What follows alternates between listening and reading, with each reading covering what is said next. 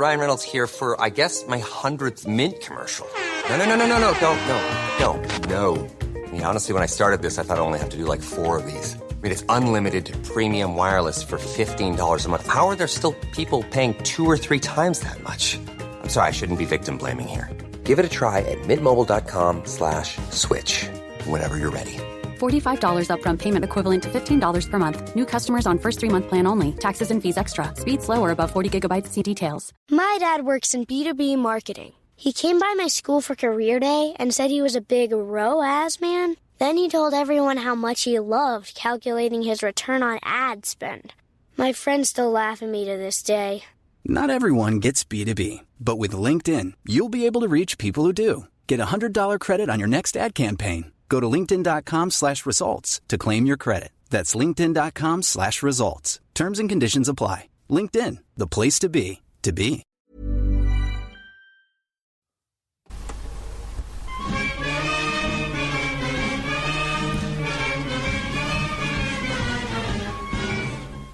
Hello, welcome to this. It is the EggChasers Rugby Podcast, the podcast about rugby that doesn't take itself or the game too seriously. What a drama, Philip Logan. Hello, Jonathan. Oh, wow. So, pulling back the curtain, there is no Tim, but he will be joining us shortly. There is, however, 2 very stressed podcasters after fiddling with our knobs for how long? Well, it's now... Oh, wow, it's 20 to 10. So it's over an hour after we normally start recording. Yeah, so anyway, all of our technical hitches are done, and we can talk about rugby. We can. So, now that the waveform looks fantastic on your laptop, after seeing some horrible...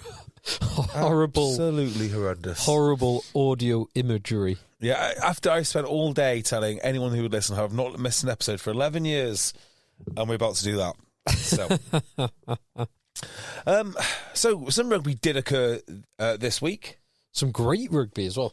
Well, yes. Are you referring to Southport versus Didsbury Sock H? That was, of course, what I was talking about, yes. So yeah. Why did anything else happen? Well, yes. Burnage got beaten by West Park St Helens. Oh. I think Broughton Park had a good win. So wait, is that league or is that... First round of the Cup. Oh, okay. So our first victory was a quarter-final. So we're 2 more games away. Is this the Lancashire Cup or Lancashire Trophy? Or I've got no idea what it is. There is a cup that it gets played. Not the Papa John's Cup. It's not the Papa John's Cup. That is at the end of the season. And this sounds like a Northwest Heavy Cup. Yeah, pretty much. So we took Didsbury up to Southport this weekend. One of the few clubs in Northwest I've not been to. First time that I've been there. What a lovely club. I can't say I ever recall playing, certainly not as a senior. I don't think I ever played there as a junior. Well, not to be disparaging about Southport, but I never played against them playing for Broughton Park. They're currently a league below us now. We played against them 2 or 3 years ago, but I missed the away game. But it's a lovely stadium. They've got a great little clubhouse, and they've actually got a stadium. I mean, I say ground, they've got a stadium. It's made out of wood. It's like a little shed. It's really nice. A stand or 2. Yeah, they've got a single stand. They've got a scoreboard with a digital clock on. Nice. It's a really nice little setup there. Fantastic. And we walked away. God, it was a tough game.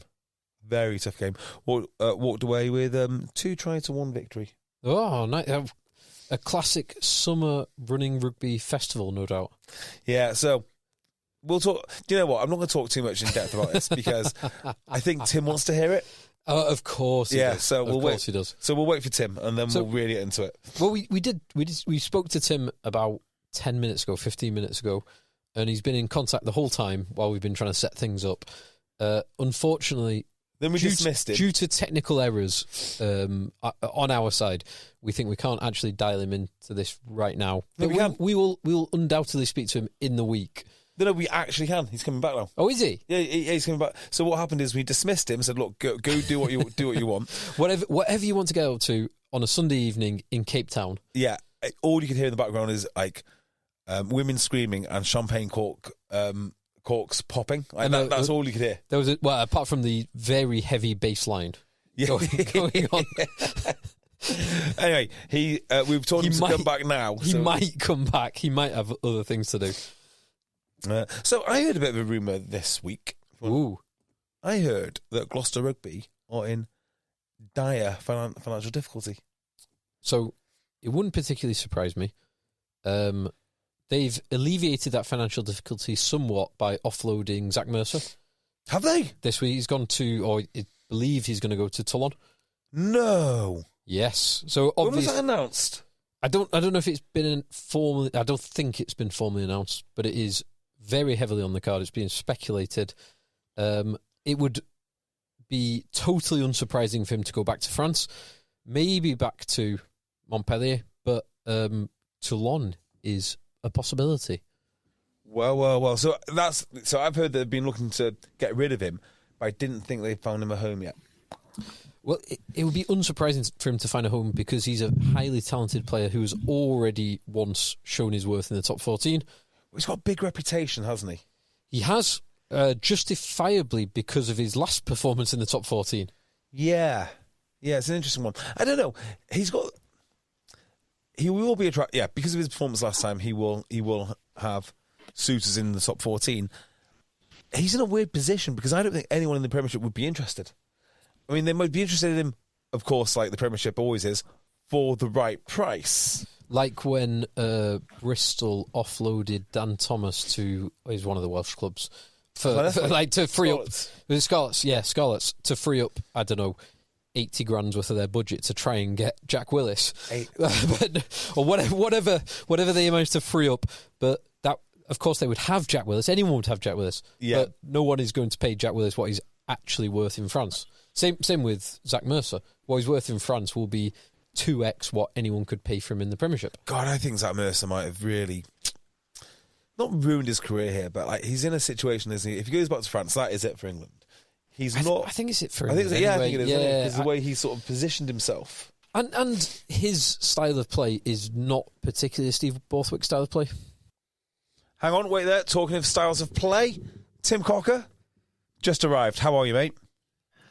That was a rubbish segue. That was a great segue. It was a great, and it's completely off the cuff. How does talking of styles of play usher me? You're a ball playing. You're our ball playing number 8, as opposed to my heavy traffic behemoth. It was the best we could do, Tim, with what was available to us.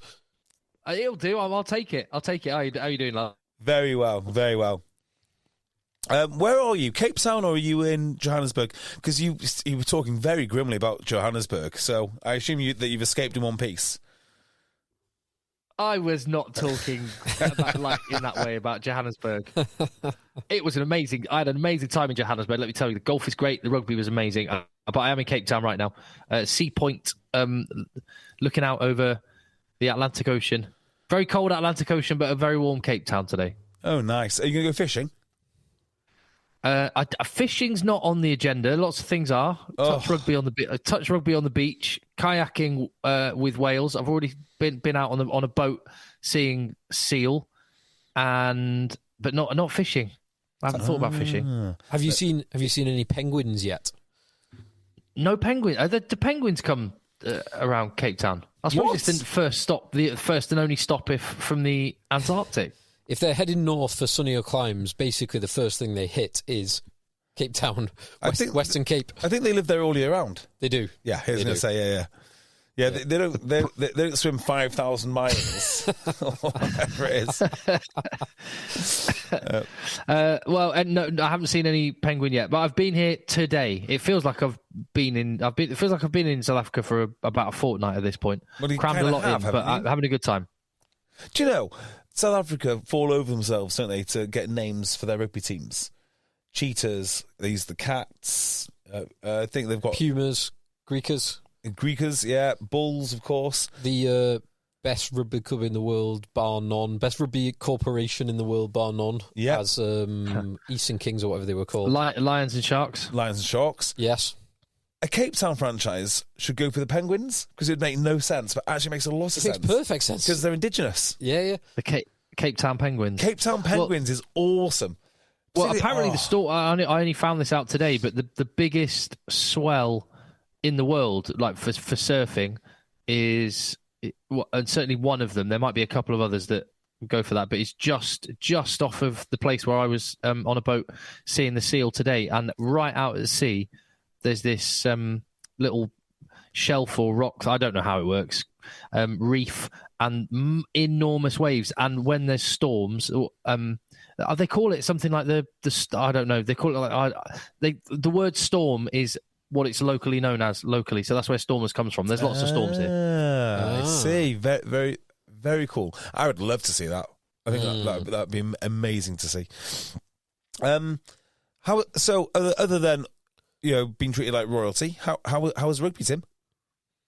Oh, I'd be fascinated to know what your perspective was watching that rugby game on the TV, just from an occasion point of view. What came across to you? Ooh, good question. So I missed the first 10 minutes and only watched the first part of the second half of this game because I was away at Southport playing. Oh, that's Phil then. Phil, what did you think of this game from an occasion perspective? The occasion came across, as in, came across on TV, but for a couple of reasons. One, the repeat of the World Cup final. The two, so that's point number one. Point number two, the two biggest teams and the two top-ranked teams in world rugby, and historically the two best teams as well. That came across. Another thing that came across was the atmosphere inside the stadium, which looked electric from the fans' perspective. There was lots and lots on Sky where I watched it, which was, I think, picking up it was predominantly a native broadcast, South African broadcast. One thing that came across was just how damn loud the PA system, the sound system. The DJ, which was intermittent every time there was a stop in play. And even sometimes when there wasn't a stop in play, techno music being played at incredible, it sounded like incredible decibels. I don't know whether that was reality or whether there was just a microphone right by the speakers. Tim, I'd also add to that, the DJ did his business during the haka as well. Yes, well done. Someone told me that Damien McKenzie wants to do some other weird haka thing. More haka. Yeah. I'm trying to get the quote here because someone's emailed in about this. And it's something like... Damien McKenzie was asked about the music being played during the haka and the crowd. Because honestly, you could barely you couldn't hear the haka. You couldn't hear the A380 plane that flew directly overhead. You couldn't hear that. That's how loud the crowd were. Amazing. And the DJ. I mean, the flyover is pretty cool, isn't it? This is an opportunity for us to connect with our people back home and our ancestors. No, Damien, it's not. It's time to play rugby. That is not the time to connect. I mean, is it even a thing? Can you actually... Is that physically possible? Whether it's possible or not, whether you believe it, that's fine. But all the time. If you believe that you are channeling the power of your ancestors or whatever DMAC and everyone else believes, you surely believe that there should be an opportunity for the 40, 50,000 people in the stadium to respond to that exactly how they did. With an A380. A380. So techno music being played over the speakers. So very sadly, I've lost both my grandfathers, within a decade, whatever, right? Who cares? Can I contact them prior to the rugby game? Is that how it works? If I could, would it be appropriate? What does WADA say? I don't know. But yeah, if you want to fly your A380s over the haka, I'm all for it. In fact, I only want A380s. In fairness, I think the intention of what was meant to happen was the Springbok anthem finishes. Oh yeah, because fireworks went off during the haka as well. So I think it was meant to be Springbok anthem finishes, plane flies over, fireworks, DJ, and then haka. At which point the crowd would have made all the noise. And they just got the timings all wrong.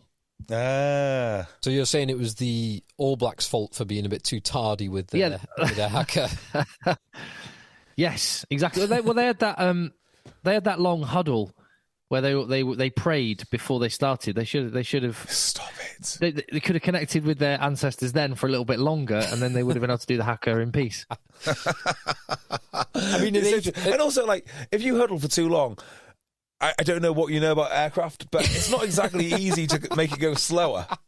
Like, it is coming over at this time. Get your dancing done, boys. Finish your dancing or start your dancing or whatever the thing is. You can much more easily control your silly dance than you can control the aircraft coming over. An A380, the appropriate analogy is it is like turning an oil tanker. Yeah, like you it is. Get it to change direction. Just slow it down for a minute. Oh, okay, no problem.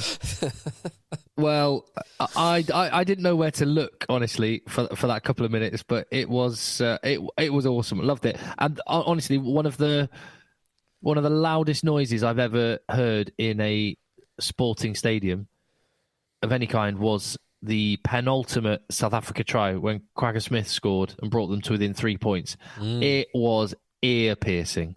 Amazing. I'm not surprised, because that was, like, we obviously talking around the start to the game, which does need some attention, but the game itself and the culmination, the finish of that game from a South African perspective is incredible. The way that they close that out. 100%. Let me draw a parallel, see what you think.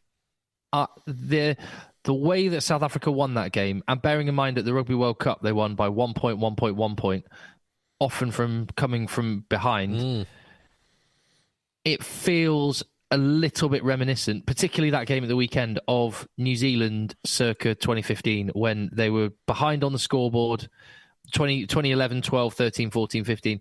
There'd be 10 points down on the scoreboard, time running out, and you just kind of watched it going, they're going to win. They're going to manage to win. Do you know what the difference is, though, when you say manage to win? So that New Zealand team, like, I can remember ways they won, which they were all sort of different. The superpower was they'd figure it out and then do something different. So there was, like, some trick plays at a line out or some beautiful hands or, there was always a special thing they did. South Africa aren't the same. I think the reason they are even more special in a way is because they're just going to beat you up. They're going to do it the South African way. Like, there's not really a trick play involved, is there? It's always the same stuff, and I love it. I absolutely love it. Well, that is how they won the game, but that's not how they played the game for 65 minutes. For 65 minutes, they tried to counter-attack everything, run from deep, and New Zealand played it tactically brilliant. Caught them in, got round the outside when they made errors and tried to offload, and their defence wasn't arranged.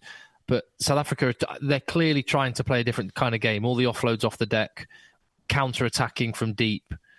But it was when they went back to a more percentage rugby power game, that's when they crushed them. And part of that is that South Africa went back to their power game. But I don't know what you think. A bigger part of that for me was the fact that New Zealand do not have a good 23-man squad. They have a really good 15. So that was exactly the point I made to JB before the pod. And there was two things happened with 15 minutes left on the clock, or around that. Number one was New Zealand changed their front row. They changed their two props who had been going great guns both in the scrum and the New Zealand line out in attack and in defence have been very, very disruptive.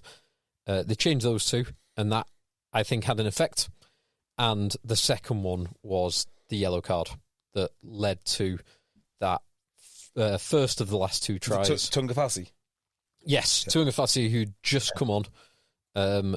Couple of minutes later, he's yellow carded, and two pushover tries in the subsequent 10 minutes after that.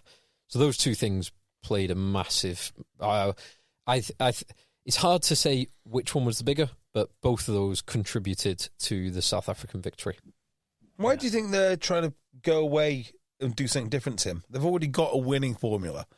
Why would they do something different? I wonder if part of it is the laws that World Rugby have tweaked and changed, and they're actually leaning into that rather than trying to resist. So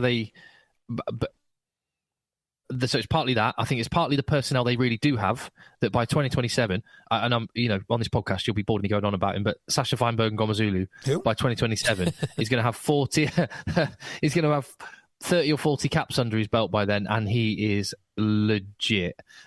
And they've got guys like Fassi, who obviously Rassie Erasmus really believes in. So when you put those two into a back line that's already got Colby, Arendse, Creel, it suddenly becomes rocket fuel as a back line. So I think that's the second reason they're trying to do it. And thirdly, because the best teams have different ways to win. And you already talked about, JB, absolutely spot on. New Zealand solved a problem and solved a puzzle. And South Africa, if they can, yes, go brute force, get the Sherman tanks and just go over the top, or they can speed it up and go for it, they're going to be really dangerous. But I think we saw for 65 minutes one of the reasons why they did it as well, which was New Zealand, for 65 minutes, managed to match them up front. They were, until those last 10 minutes, they were equal in the scrum. They were putting massive pressure on the South Africa line-up. South Africa lost, I think, Malcolm Marks when he came on, so he was off the bench. I think he himself lost 3 line-outs prior to that last but just 15 on that, minutes. I think there's a lot of teams that can match South Africa up front for 60 minutes. You know, They I think, can. You know, Ireland, probably, France certainly, maybe even England on their day. You know, there are quite a few. Where it gets different is when they get Mark, Steenkamp, Koch, Etzebeth, Lowe, and of course Quagga Smith off the bench. I mean, yeah, in particular those two, like you just God. mentioned them, but Etzebeth and Smith, and the New Zealand equivalents were Sam Darry and Samipeni Finau, who are really good youngsters, but that's a chasm. Yeah, they're not the same. But I guess it's that point that if New Zealand have managed to find 2, I guess, relatively young props in Tamati Williams and Tyrell Lomax, who can do the job, can they find 2 more who can come off the bench and do the same job? And then instead of being nullified for 65 minutes, you're nullified for 80 minutes. And so you do have to find. I think it's right. I think New Zealand are doing. South Africa are doing the right thing in diversifying their play, or having the ability to diversify their play. However, when we get to the next World Cup quarter-final, semi-final, final, which undoubtedly South Africa will be there, they might need those extra tools in their toolbox. So I just think there is a cost to doing this, and the cost is not really sharpening the thing that you're good at. So if you're good at one thing, just do the one thing over and over again. I think this idea of like total rugby can sometimes be a bit misleading. Look at the games that they've won, like some of the best games that they've won ever. Ireland in the World Cup, obviously the World Cup final itself. The England game, they didn't win. They didn't beat Ireland in the World Cup though. No, yet they didn't. They lost. They lost to Ireland in the World Cup, and I was about to say, and they lost to Ireland recently, right? So, yes, you are right there. But they are very, very good, if not one of the world's best teams at winning tight games. And if that's what you're great at, just carry on being great at that. It is, keep doing that, although that does lead to the 1-point arm wrestles that they've been in. And while it's landed on their side repeatedly, it won't always land on their side. Well, the other thing is they haven't. So even during this period when New Zealand was supposedly in crisis and Ian Foster was the worst coach ever, and all of that, they won 4 rugby championships and lost the World Cup final by a single point. South Africa are not great. They're good, but not great between World Cups. They're a tournament team. So I think it's partly just the way Rassie Erasmus works, where he's willing to lose a couple of games with a bigger picture in mind. I think that is definitely true. I wonder if the change they need to make then is to be a consistently great team, not a cyclical team. Well, it depends whether. Again, this is what I'm really interested to see. Is he thinking just of 2027 and winning a third World Cup, or is he thinking I want us to be regarded like New Zealand 2015, and we're going to just pulverise everyone in front of us, game after game, year after year? I think you've got to, haven't you? Because you don't know what's going to happen next year, the year after. You know the state of the game. You know, you don't know where you're going to be as a coach. You don't know any of these things. My view would be you just want to be as good as you can possibly be right now. And I think while that is true, the ultimate prize will be no one's gone back to back to back in World Cups. I think that is, if you offered Razzie, you can do one of these 2 things. You can win every rugby championship and indeed every single game for the next 30 plus games from now to the World Cup, but you lose the World Cup, or you can guarantee winning the World Cup. He would take the World Cup. And I would also back that. I think that is the right call. You lose the next 3 rugby championships, but you go back to back to back in World Cups. He would take the World Cups. Oh, but you've got the amazing Nations Cup between now and then as well. Oh, God. Yes, still World Cup. Still, you've confirmed World Cup. Yeah, I'm getting more and more fed up about the sort of cyclical nature of rugby and the focusing of the World Cup. I think it's starting to get a tiny bit toxic. So, allegedly, England are going to announce some figures this week, and the figures are going to be a massive loss. And what they're going to say is there's a COVID hangover, and in addition to what they're going to say is, oh, it's just the World Cup cycle. We make some money on the World Cup year, and then the year after that we lose some. Then we make some, and then we lose some. But we average it out, it becomes something else. I just think rugby needs to be a game, and the cycle should be yearly. That, we should be looking to produce the best. I mean, imagine the NFL if they were only good once every 4 years. It is a different, because there is no 4-year cycle in NFL, is it? No, and there shouldn't be a 4-year cycle anywhere, really. They should just try and be as good as they can be right now. I mean, imagine you're trying to sell tickets to the next game. I mean, thankfully, this isn't the case in South Africa because it's so well attended, or indeed in Six Nations. But if you take this idea to its logical conclusion, you're asking people to come and watch training games. Come and watch us blood youngsters, please, whilst we get ready for the World Cup. Who cares? But that is how it's been. So I'm looking right now at you can see there, JB, Rugby Championship, as it has been for the last 12 seasons since Argentina joined in 2012. Yeah, 12 seasons. And of the titles since 2012, there is one Australia win in 2015, one South Africa win in 2019, and 11 New Zealand wins. So that is it's how it's been. Yeah. And if you asked New Zealand, would they trade those 11 championship wins for a 2019 and a 2023 win?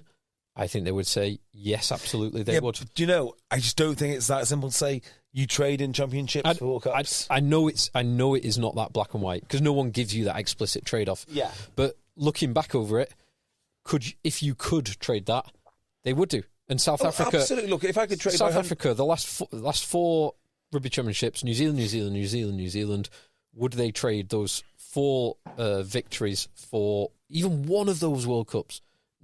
No, they wouldn't, for all 4 of those Rugby Championships. Don't get me wrong, I would happily trade my £100 yesterday for £1 million yesterday, right? You would make those trades because one thing is much better than the other. I just don't think that New Zealand would become a better team by sacrificing Rugby Championships or changing their focus. I think, the example that they set of, and I don't like using New Zealand as an example of anything really, but trying to be the best continuously, I think that's probably the best way for them. I don't see they'd be any better or come any closer to winning the World Cup should they not have done that. Maybe they would have blooded some more talent, some more big boys, because that's one of the reasons why they've lost the last 2.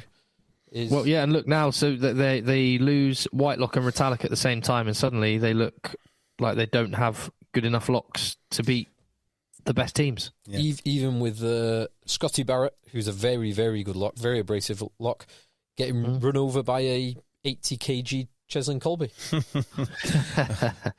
Delightful. Yeah. So I think there's trade-off. As ever, it's trade-offs, and I know which nation I would prefer to be a fan of if I could be in either. But that said, on New Zealand, I think they'll feel hard done by. They'll feel like they should have shut the game out. They were the better team for the majority of that match, and I thought played a really good match for 68 minutes.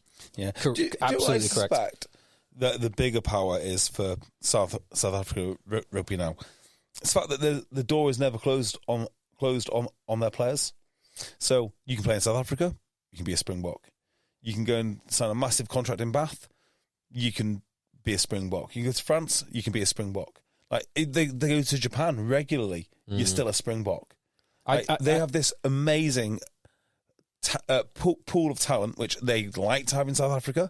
They have more of them there, but they have no problem with getting guys anywhere. So the wealth of experience and talent which they're plumbing into now, it's just enormous. I actually think that their first preference would be play in South Africa, greater access.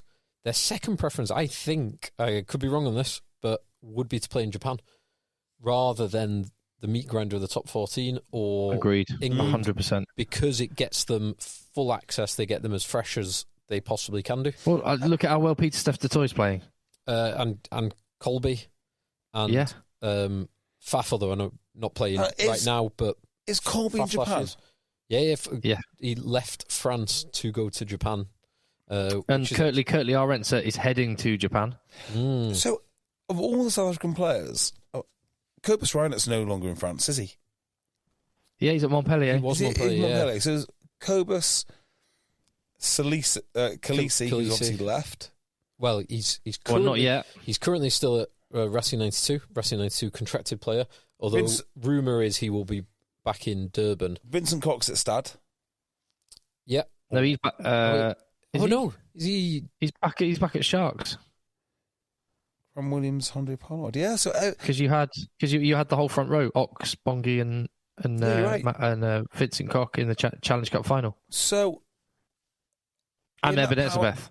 In that powerhouse league in France, I'm sure they've got some incredible South Africans. Some of them probably have played for France. But I count it up here, there's only 2 of them which actually do play in France.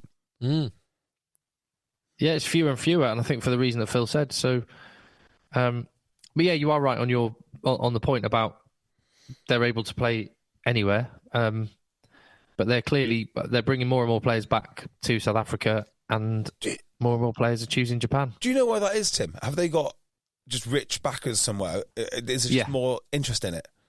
Yeah, the kind of transformation in the Springbok team has been the forerunner to a load of corporate cash coming in. But because you said a moment ago, corporate cash, or do you mean South Africa are always really well attended. Well, no, they're not. I mean, look back. I was watching. I can't remember what year it was. Maybe it was like 20.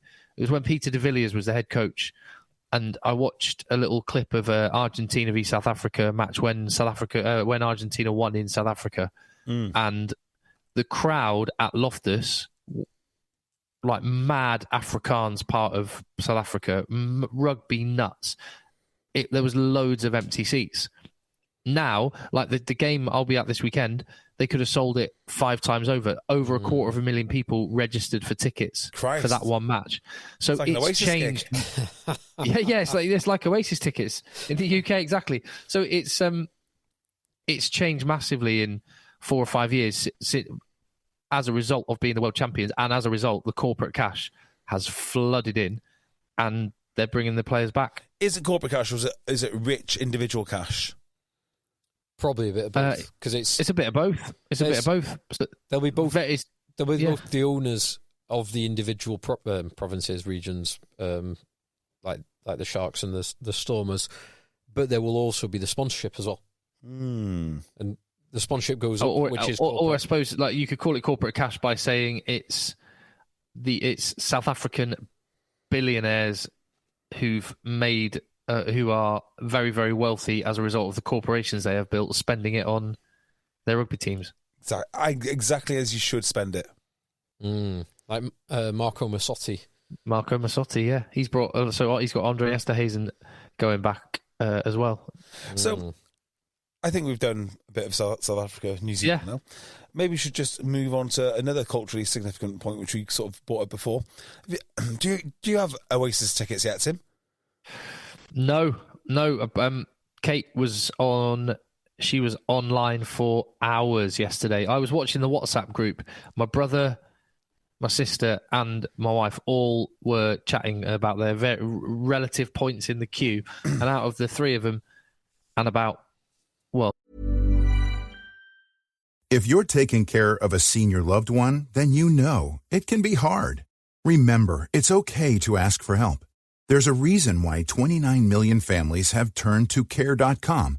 Experienced senior caregivers can help with everything from meal prep to taking your loved one to doctor's appointments. And every caregiver you hire is background checked. So important for peace of mind. Find full-time, part-time, or even occasional help that fits your family's schedule and budget. Get the support you need with Care.com. My dad works in B2B marketing. He came by my school for career day and said he was a big ROAS man. Then he told everyone how much he loved calculating his return on ad spend. My friends still laugh at me to this day. Not everyone gets B2B, but with LinkedIn, you'll be able to reach people who do. Get a $100 credit on your next ad campaign. Go to linkedin.com/results to claim your credit. That's linkedin.com/results. Terms and conditions apply. LinkedIn, the place to be, to be. Probably about 3 days' work between them in terms of time spent. They managed the sum total of 2 tickets between the 3 of them. Oh my God! Where for Heaton Park? No, that one was actually I don't even know. It wasn't us that got them. It was my brother. So I don't know. I'm assuming London. Then probably Wembley. CrossFit on Saturday morning, 9 a.m. I showed up, was dead because everybody was after Oasis tickets, and I was thinking, is this a Manchester phenomena? No, or is it just? I mean, are we more? Is it more acute here, or do you think it's like this all over the country?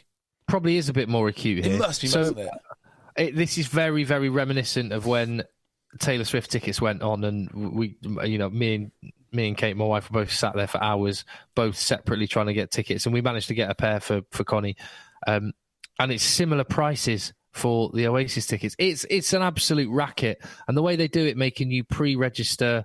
The date, isn't it? Then, sorry, you also got to pick your date up front.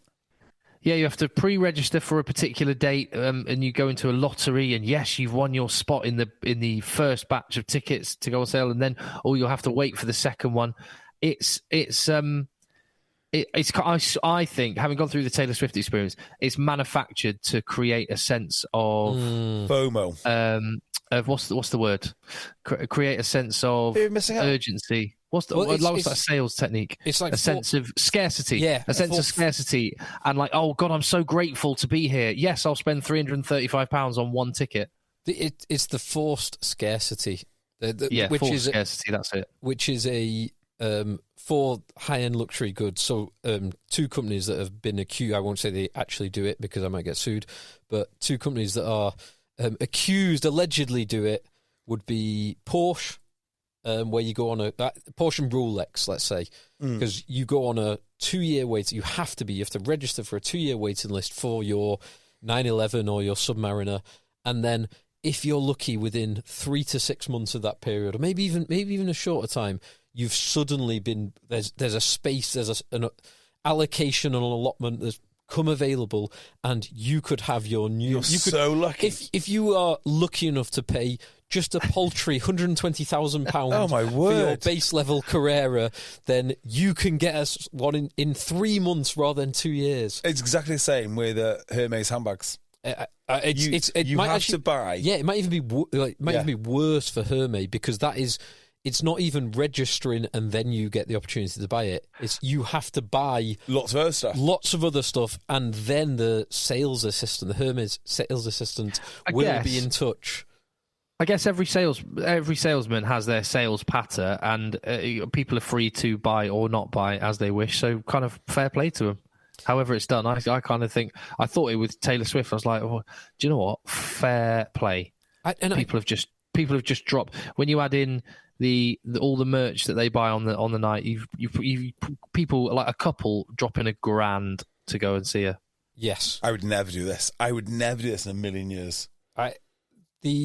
It's kind of okay, because not they are punching up, but we, like, from the outside, you're kind of looking at people. If you can afford to spend $10,000 on a watch, or $100,000 on a car, or I don't know what a Hermes bag is, 15-20 on a Hermes bag, then kind of fine. Like, I don't like, if you can afford to spend it. Yeah, it's not your electricity bill. Yeah, I kind of don't mind. It's one of those things that those companies have done an inordinate amount of work to position themselves in the market to be able to do that. So crack on if you can keep finding rich suckers. And a lot of people who've paid for Taylor Swift or Oasis tickets are not rich suckers. They're people who want to see their favorite artists. Some are. If you're on the second-hand market, even more will be. Yes, yeah, that is definitely true. So yeah, I don't either of you, JB, obviously not. You were at CrossFit. Yeah, it's not right. You don't really know music. Although I don't mean that as a derogatory term. That's just you're quite open about. I've got so many open other about things your to remember. ambivalence to music. Yeah, completely right. So I've seen Oasis multiple times. This is going back. This is showing my age. In 2001, I had just finished my GCSEs in summer 2001, and you might remember this, Tim. Oasis did a 10-year anniversary gig at the Apollo. They did 2 or 3 gigs, and they only did 2 or 3 gigs at the Apollo. And to get tickets, there was no Ticketmaster. There was no online queue. Of course. You had to queue up, and I was free finishing my GCSEs, and we got there. The tickets went on sale at 10 a.m. on the Saturday morning. We got there at 6 a.m., 5 a.m., 6 a.m. on the Friday morning and had a full 24 hours, 5 of us. And there was 2 people in front of us at the queue, front of the queue, outside the Apollo. We had 24 hours in the queue on deck chairs with the sun shining, with cans of beer, with bottles of whiskey being passed up and down. And that's so much better than Ticketmaster. That was almost better than the gig itself. That was a brilliant, genuinely, like I still look back on that with huge fondness. That was better. So I had one eye whether I was going to do it or not, and decided not to because I didn't think the Ticketmaster experience and indeed the gig experience. I'd have come round to your house and drank whiskey with you on Ticketmaster. On Ticketmaster. Be well for that. So I didn't. I've got a few friends who've got tickets, and if I get offered one, I would pay face value or even a bit over to go to it, but I wasn't going to do that. Yeah, fair. Well, in my case, so yeah, I'm in the same situation as you, Phil. Hang on, Tim. Sorry to interrupt. Can't you? That's right. Can't you just literally text Noel Gallagher? I'm sure you've got his number. Do you have his number? Oh, it's on there somewhere. You do have his number. I know you do. You've done lots of stuff with Noel over the years. I'm not. Even if that were true, how many people are going to be doing that? It would be ridiculous. So yeah, I'm in the same boat as you. Seen them. Kate's seen them before, but it was Connie, our daughter, went, "This is a once in a lifetime opportunity." Trying to pull the guilt on us, which is hence why Kate was in the queue for like 8 hours and didn't get any. After she's just had Taylor Swift tickets. The last exactly. One, exactly. If some come our way, maybe I'll stump up and get some, but otherwise I'm not bothered if they don't. People are because if you are lucky enough to get tickets, if you happen to live in the city that you got tickets for, great. It's still a lot of money. So a friend of all of ours, he played for Broughton Park for a period of time, who's currently living in Western Australia, in Perth, has got 4 tickets, and he's talking about next summer with his wife and 2 kids travelling from Perth to the UK. Nuts. To go and see. So the 4 tickets, let's say you got the cheapest one. Let's say you got average ones. It's $1,000. Plus then flights and accommodation for four people for a period. Psychopath. You're talking about multiple thousands of pounds. And let's say you live in the UK, but you got tickets for one of the island shows. Then the accommodation, never mind the travel. God, I don't want to think about it. It's just no. So yeah, I know. So I was at the Stone Roses reunion in Heaton Park. In 2012, and I was on the radio on XFM in the time, so we were doing stuff, which is how come I ended up being there and whatnot. But they did 2 nights, I think, and that was it in Manchester. They did one little tiny warm-up gig in Warrington, 2 in Manchester. They might have done 1 in Scotland, but basically that was it. The thing about this is they've created the scarcity. I don't think those gigs are going to feel as special as some people would hope because they're doing shit tons of them. Good. Make as much money as you can. So they should make as much money as they can. The best bit about the Oasis revival is the circulation of old Noel Gallagher interviews, and I think he's exactly what the culture needs. Have you heard his interview talking about Harry Styles? I've not. Oh yeah, he so said some funny. Absolutely genius stuff. In fact, I hadn't even thought of that. Some of the stuff I've got amazing from interviews I've done is just amazing. Yeah, give that. Noel Gallagher is just like, it could be a stand-up comedian. Genuinely, he's so funny. He's so funny. On Harry Styles said they like him because he comes to work, he wears a dress, he sings a song, he goes home. That's what they want. Love it. I love it. He's exactly what the culture needs. More Noel Gallagher. Oh, I love it. Very good. I'm now looking up Noel Gallagher quotes as we. Some of the interviews that he's given in the past are just absolutely hilarious. We have taken a bit of a tangent, but before we leave the South Africa-New Zealand game, any other points to make? Because I've got one little observation. Go for it. Shoot. Which is the New Zealand. I want to say it was the second try in the corner by Caleb Clark. Yes. Which there was two bits of defending. Yes, I completely agree with this. From two, you've not heard my point, but I think you will. I think you will exactly agree. What you're going to say. Agree with two bits of defending from two of the best defenders in the world, Jesse Creel and Cheslin Colby, who both sprint up to try and. I don't really know what they were trying to do. They were trying to... Is it intercept, maybe? Yeah, but it wasn't an intercept. It was just trying to... They both... Because an intercept, you need to be able to catch it and run.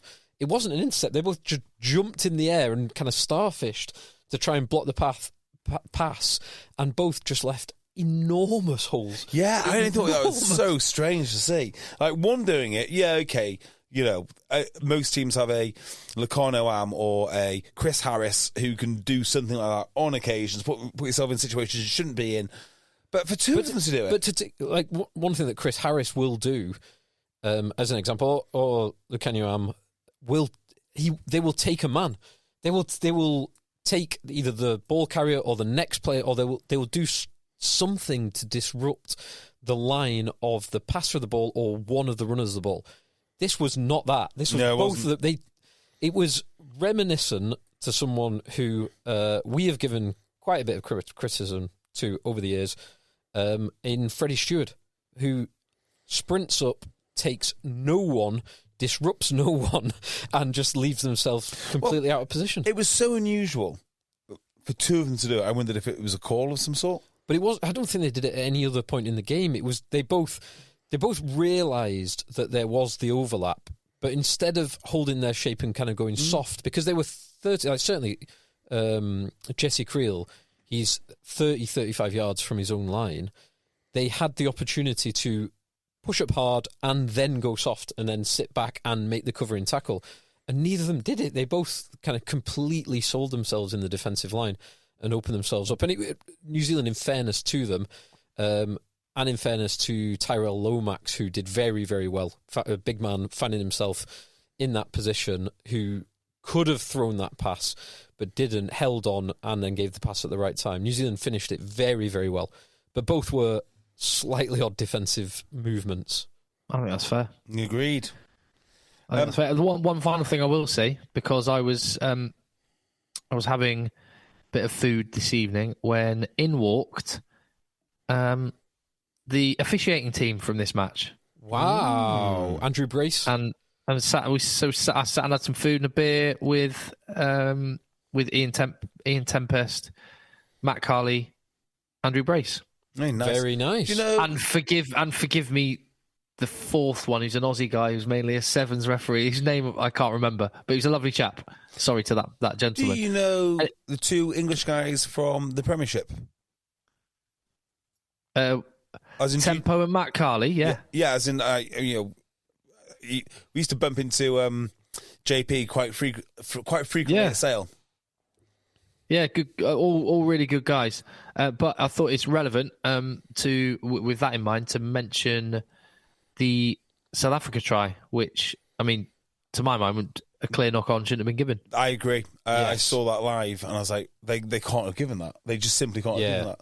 No, I can understand it being given at the time. Yeah, because Bongi regathers on the line, but with the replays and the minute in between try being scored and conversion going over, that shouldn't have been given. You can't blame the referee or the system referee. That was a TMO job. And there's much been said about TMOs before the World Cup over recent years, but that is one of those occasions where everyone surely agrees that's when a TMO that is what a TMO is for. Yes, completely. And that in its own, because that wasn't converted, but it was 5 points with a 4-point win. Would it change the game? No, because it was so far out. But you can understand why New Zealand would be aggrieved about that incident. Did anyone watch Australia? I did not. I've seen the highlights, but I wasn't staying up till 1 a.m. I watched the first half. The crowd was only half full, which I understand because the weather was biblically bad and there was nothing really exciting that happened in that game. It was, we don't want the ball because the weather's too bad. You have it. Yeah. The one exciting thing, which I have seen because it was showcased on the highlights, was I don't actually know who the referee was in this game, but the last minute, Australia down by 2 points, charging forward into Argentina's 22, get a penalty in front of their sticks, and the Argentine team were told there is time for a restart, and then were told, as happened, the referee blew up on full time. So after the kick had gone over, there was no restart, which is... now, I know it was the TMO overruling that call from the referee. The referee wanted to seek clarification and got it from the TMO. But that's... for the TMO to intervene then when a referee had made a call for the game, but not to intervene in the Bongi decision, it kind of highlights the inconsistency or disparity between the two. Great point. Yeah. Well, couldn't agree more. At least second place in the championship looks very competitive at the moment. Yeah. So sorry to Aussie fans that I didn't. It was bearing in mind I'm an hour ahead. I watched I was on a 6:15 a.m. flight on Sunday morning. So that would have been a midnight kickoff. It was a midnight kickoff, yeah. Time, so because it was 11 p.m. First half and then bailed out. You were better than me, considering you were an hour ahead as well. Because 11 p.m. start and a 1 a.m. finish UK time, I didn't make it, unfortunately. Yeah. So apologies. Do you want to hear a couple of Noel Gallagher quotes? Yes, always. So this is Noel Gallagher on Sum 41. Yes. He said, quote, "Do you ever look at the sky and think, I'm glad to be alive? After I heard Sum 41, I thought, I'm actually alive to hear the shittest band of all time." Of all the bands that have gone before and all the bands that will be in the future, I was around when the worst was here. Amazing, because there's been some awful bands over the years. I actually quite like, is it In Too Deep? Yes. Like a Blink 182 kind of rip-off. Yeah, like from American Pie. It was from American Pie. Yes, yeah. Yeah, that's probably why I quite like it, because it brings back memories of being probably a similar age to when I was when the biggest problem in society was rebelling against your middle-class parents. Yes, exactly. Well, speaking of that, this is Noel Gallagher talking about Keane, the band Keane. Yeah, go on. He said, quote, I feel sorry for Keane. No matter how hard they try, there'll always be squares.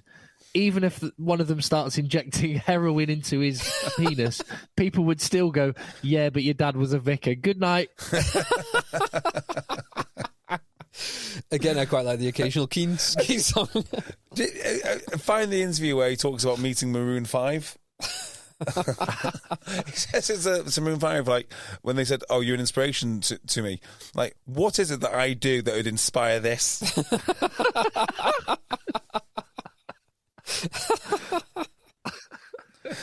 Well, imagine having that much money, you could say these things to whoever you wanted. Oh, they can do. Noel can do whatever he wants, can't he? Speaking of being an hour ahead, I'm an hour ahead, and I'm up and out really early in the morning. So if you guys wanted to wrap up with some Premiership chit chat, or I don't know what's been going on, but can I have permission to leave, sir? Tim, you've got far more important things. We can hear the bass line in the background of the party that you're just about to attend. Yeah. So you got. Those referees are those referees are in a bar just up the way. I drove past them on the way back to do this to speak to you guys, and they were there at the back of a bar, which was for a Sunday night was absolutely bouncing. Was it Long Street? So no, it's in Camps Bay, and it was, what's the name of the place? Caprice. Oh, fantastic! Well, you go and hang out with the referees. We will cover Northwest Cup rugby action in great detail while you're gone. I can't wait. I'm actually going to be listening to the podcast for that. But I'll listen I'll listen when it's up rather than listen now. Nice one, lads. All right, mate. Cheers, Tim. In a bit. Bye. So we've got to talk about Leicester Tigers. We do. Is that our preview? It is, but I want to hold off because I think we can get someone from Leicester Tigers to come on and talk to us. Let's hold off because Leicester Tigers, arguably the biggest club in England, some interesting goings on over the last couple of years. Well, not least of all because Mr. Michael Cheika is there. So I think if we can get someone interesting from Leicester Tigers, or who knows the goings on at Leicester Tigers, that is definitely worth doing. Definitely worth waiting. It will be interesting if we can do it because I want them to talk about coaching selection. So I don't know if you pause this conversation, but what do you think of the appointment of Arnie Slot at Liverpool? Well, Liverpool actually this season. So I don't watch that much Premier League football, although I've watched some of every game of Liverpool so far. I know that we're only 3 game weeks in. Liverpool look sensational. Yeah. They look, even though much of the personnel is the same as last year, under one of their truly great managers in Klopp, they look superb under Slot. So from not knowing who Arnie Slot was prior to him being announced, because I don't follow football that closely, but having seen them play, they look brilliant. So it looks, after 3 games, an amazing appointment. Well, the reason I bring that up is because Arnie Slot was allegedly appointed based not on let's get a manager in to revolutionise everything and do his own thing and change the world. Rip it up. Yeah. Rip it up, because Liverpool didn't need that. They needed someone who understood what they were doing, and he was the manager who played the system most similar to the system that they already had. And it's kind of what Leicester Tigers have been trying to do after replacing Steve Borthwick. Now, the first one didn't quite work out, but they had already gone into great detail with Michael Cheika about how he would do things. So I'm really interested in the process of how they came about picking a head coach and how rugby clubs have got to do this now, because much like Liverpool, they can't just destroy their squad and bring in new people, and rugby especially so. Yeah, you've got your salary cap. Liverpool don't have, say, Chelsea or Man City money, and they've not spent heavily. They've I think quite famously bought in very, very few players compared to almost every other team in the Premier League, but they've got someone who is kind of hit the ground running remarkably well with the players that they've got. So that's interesting. And because they're trying to copy not their previous coach, the coach before that, that's also very interesting. Yeah, that's a good point. They're actually trying to replicate the Borthwick one. Yes. Borthwick way, not the Dan McKellar way. Yeah. Which I'll probably be trying to forget. Yeah, with a very unsuccessful season, considering the amount of talent. Do you know what, though? We'll talk about this in more detail. Dan McKellar was unsuccessful, but it would only take a few results for him to be very successful. Yes. I don't think it's a fair analysis of McKellar to say he was that bad at Leicester. Yeah.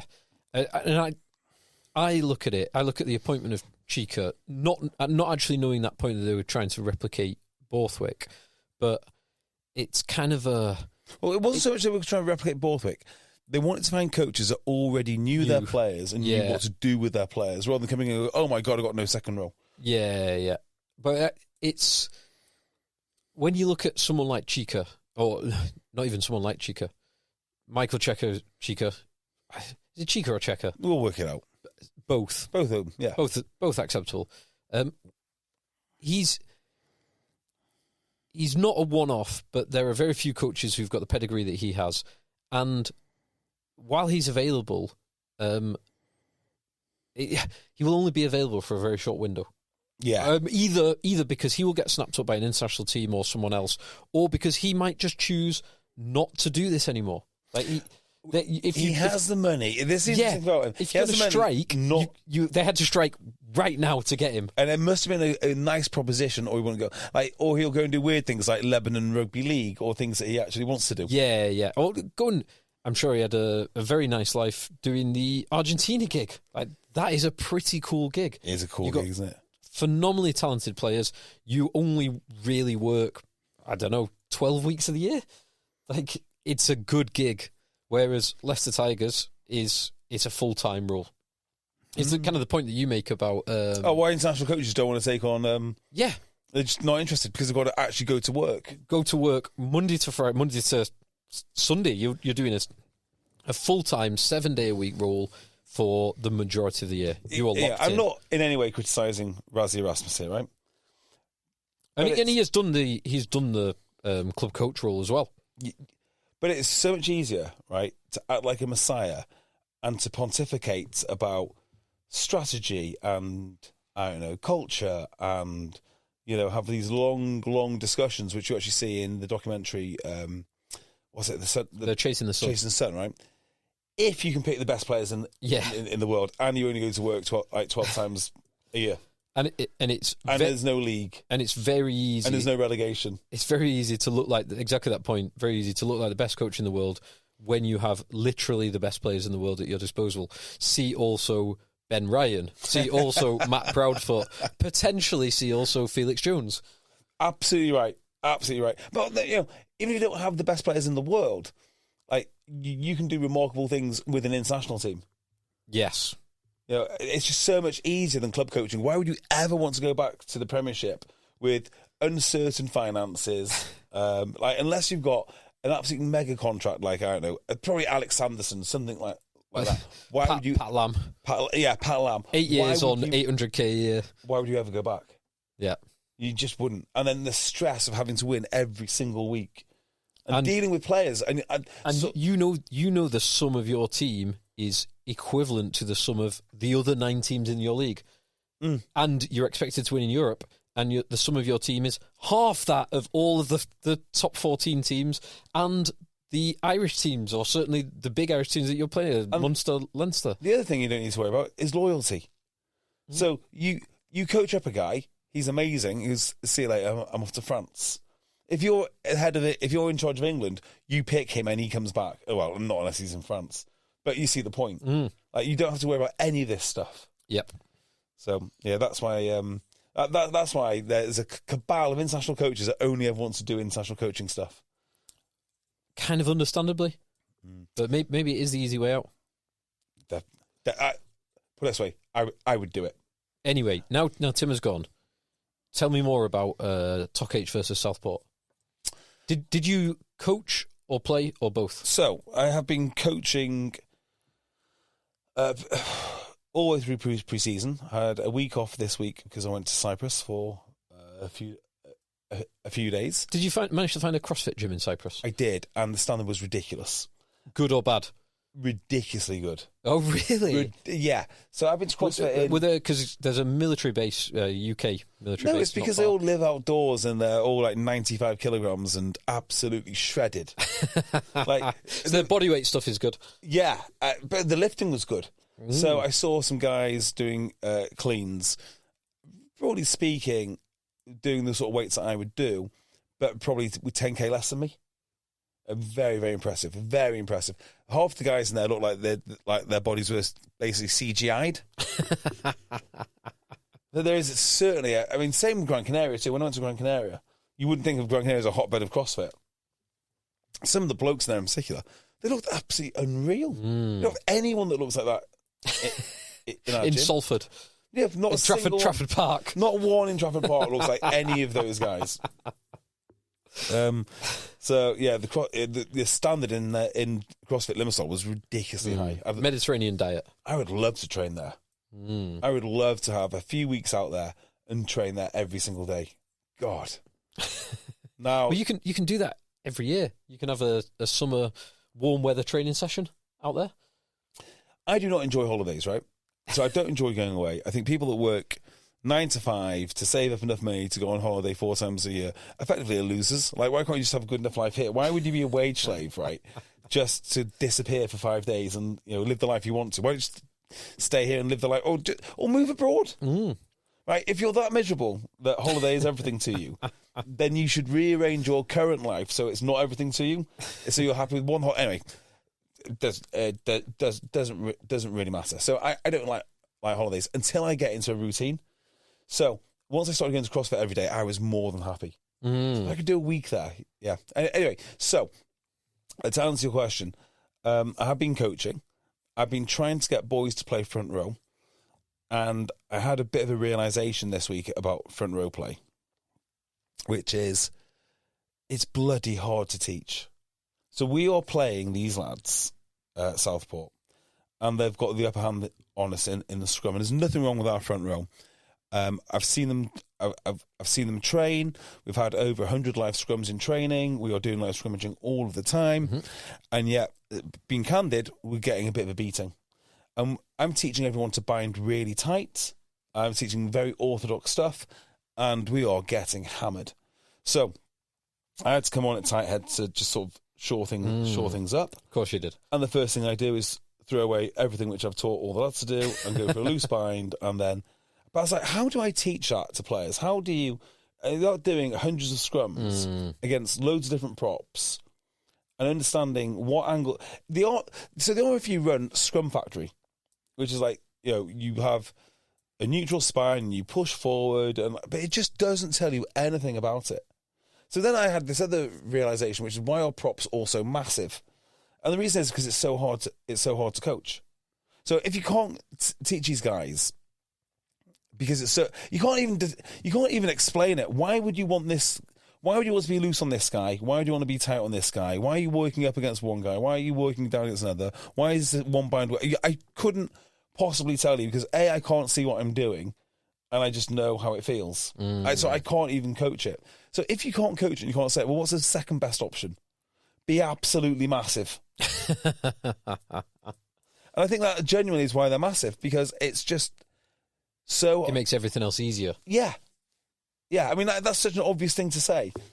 But, you're playing guys... I've been playing guys now, like 15 years, and they don't all look massive, and some of them are really, really good. And the reason you can be good is because you've got to learn that technique. But I just can't work out for the life of me how on earth you do drills which replicate it, other than full scrums. And then even when you do full scrums, you have to get your loose head, because I'm thinking from a tight head point of view, you've got to get the loose heads to do different things, and I don't know how to teach them to do different things, so I don't really loose head. So if you can't make them do different things, how do you invent the counter for the different things?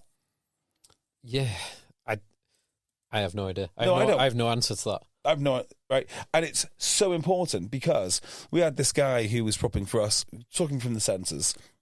He's about 6'2", big old beast from Cumbria, strong as anything. I've scrimmaged against him, but in a way that I scrimmage, so I like to make it all about like test of strength, and he's easy strong enough. Then all of a sudden the props started coming around the side of him, started jacking him up, they started lifting him off his feet. It's like, Jesus, I don't know what to do. Like, I do not know how to tell him I know how to solve it, but I don't know how to tell him how to solve it. But surely that experience for him will help. Or he quits. Well, that's the other thing. God, I've just wasted 100 live scrums on this guy. I know. So it feels like you can say all things in the world to these boys about scrummaging, but actually trying to... I mean, most clubs... What do the guys do at Sedge? Just hit the machine over and over again? I think a lot of it is getting in props who are already experienced. But then hitting the machine. But then, yeah, hitting the machine, bit of live scrummaging, but getting props who can already do it. Like, if you're buying in... But who's taught them? From doing someone it must have fucking taught them. Yeah, but from doing it since they've been 11 years old.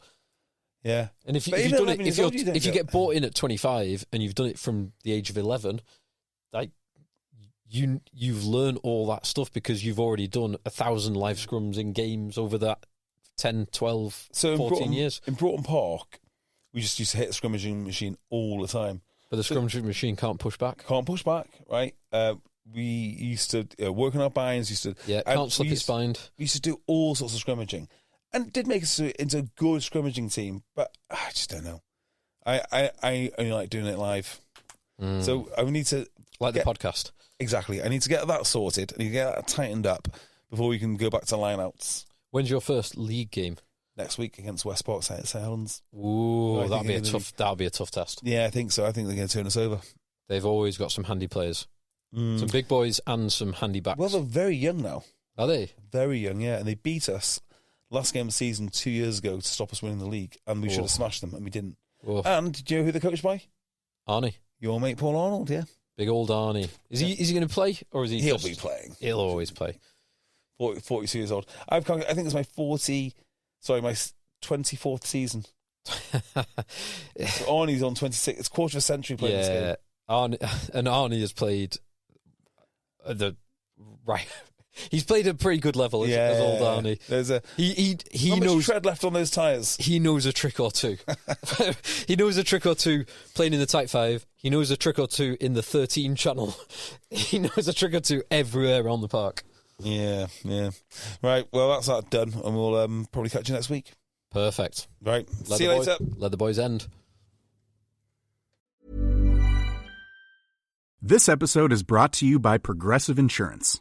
Fiscally responsible, financial geniuses, monetary magicians. These are things people say about drivers who switch their car insurance to Progressive and save hundreds. Visit Progressive.com to see if you could save. Progressive Casualty Insurance Company and Affiliates. Potential savings will vary. Not available in all states or situations. Hey, it's Danny Pellegrino from Everything Iconic. Ready to upgrade your style game without blowing your budget? Check out Quince. They've got all the good stuff, shirts and polos, activewear, and fine leather goods, all at 50 to 80% less than other high-end brands. And the best part? They're all about safe, ethical, and responsible manufacturing. Get that luxury vibe without the luxury price tag. Hit up quince.com/upgrade for free shipping and 365-day returns on your next order. That's quince.com/upgrade. That's the sound of another sale on Shopify in store. Shopify POS is everything you need to sell in person. From payments to inventory, Shopify unites your sales into one commerce platform. Sign up for a $1 per month trial period at shopify.com/retail23. Shopify.com/retail23.